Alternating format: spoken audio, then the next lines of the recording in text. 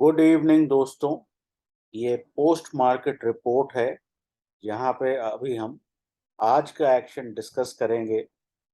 और अगर आपको हमारी market calls, market insights, global events पे हमारी राय, जियो पॉलिटिक्स पे हमारा एडवाइस चाहिए हो तो आप इस वीडियो के नीचे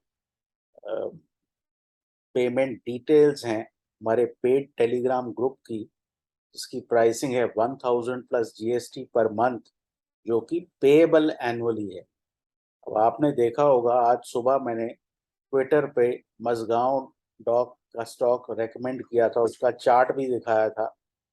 और वो जो है आज 5.5 से 6% ऊपर बंद हुआ है। तो इस तरह के कुछ टिपिकल स्टॉक्स हम बात करते हैं।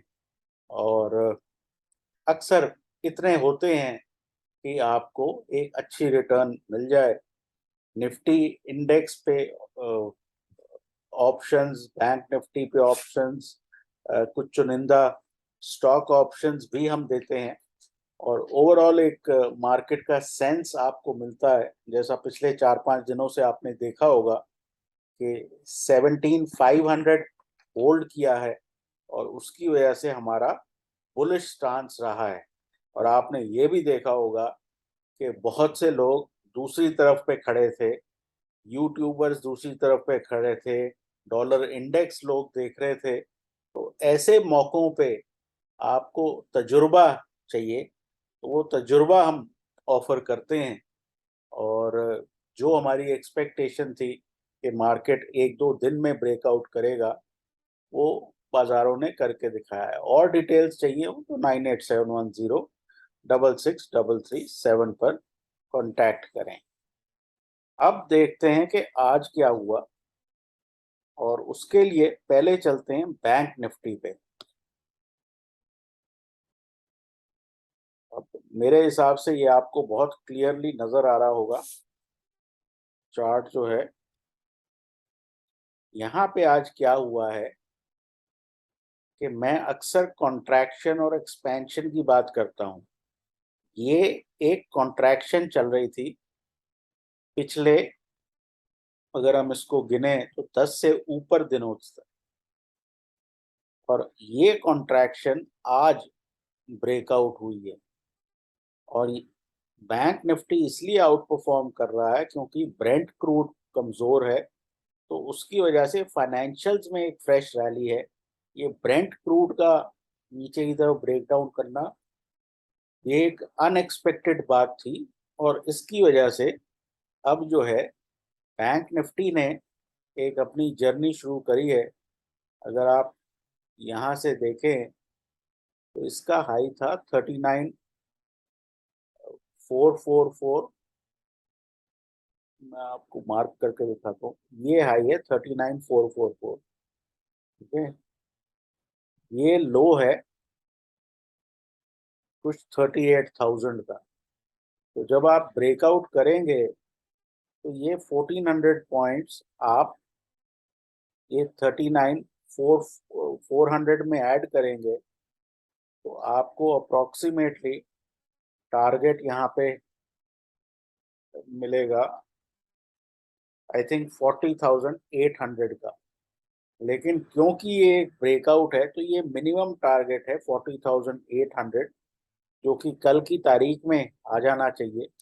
उसके बाद मोटा मोटा 40,800, 41,000, जहाँ भी बाजार रुके। तो ओवरऑल निफ्टी पे और बैंक निफ्टी में जो है एक ब्रेकआउट आया है। और उस ब्रेकआउट के इंडिया स्पेसिफिक रीजंस हैं, क्योंकि ब्रेंट क्रूड जैसे हमें इम्पैक्ट करता है, और मुल्कों को शायद इतना ज़्यादा इम्पैक्ट नहीं करता, क्योंकि उनकी इन्फ्लेशन क्रूड बेस्ड नहीं है। ठीक है? अगर हम इस वक्त वीकली चार्ट देखें तो बैंक निफ्टी ने एक ये वीकली फ्लैग बनाया था, और उस वीकली फ्लैग जो है 2 हफ्ते तक बाजारों को रोक के रखा। और ये वीकली फ्लैग आज टूट गया है। तो एक और अच्छा तरीका ये हो सकता है कि अगर आप थोड़ा सा अ, बड़ा टाइम फ्रेम लें तो 35,000 ये लेवल है, ठीक है। और यहाँ ऊपर तक फिर ये 39,400 है, तो यहाँ से आपको 38,000 से 4,000 पॉइंट 42,000 तक की रैली मिलना एक पॉसिबिलिटी है लंबे समय। लेकिन अगले 4 से 5 दिन बैंक निफ्टी पे बहुत बड़े फायरवर्क्स दिखा सकते हैं। जरूरी बात इस सारे घटनाक्रम में देखनी ये है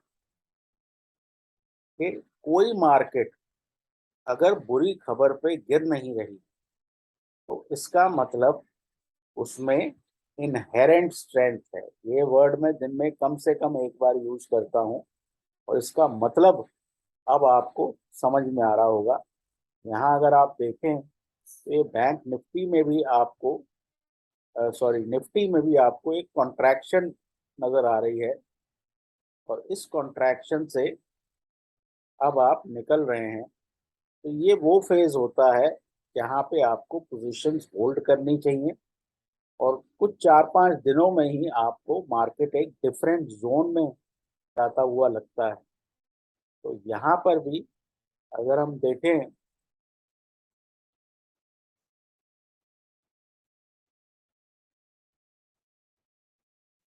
ये 17,770 है, और ये 17,170 का लो है यहाँ पर, ठीक है।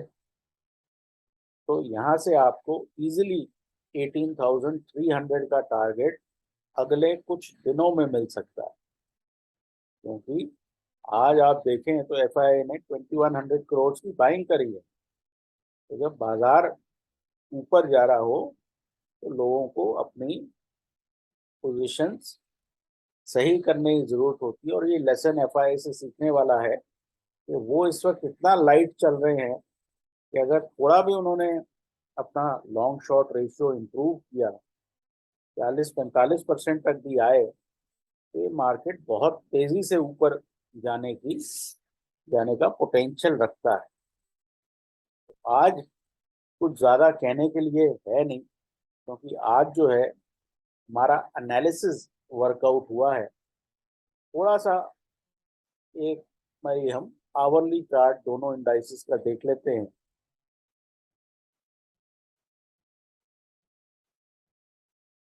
यहाँ पे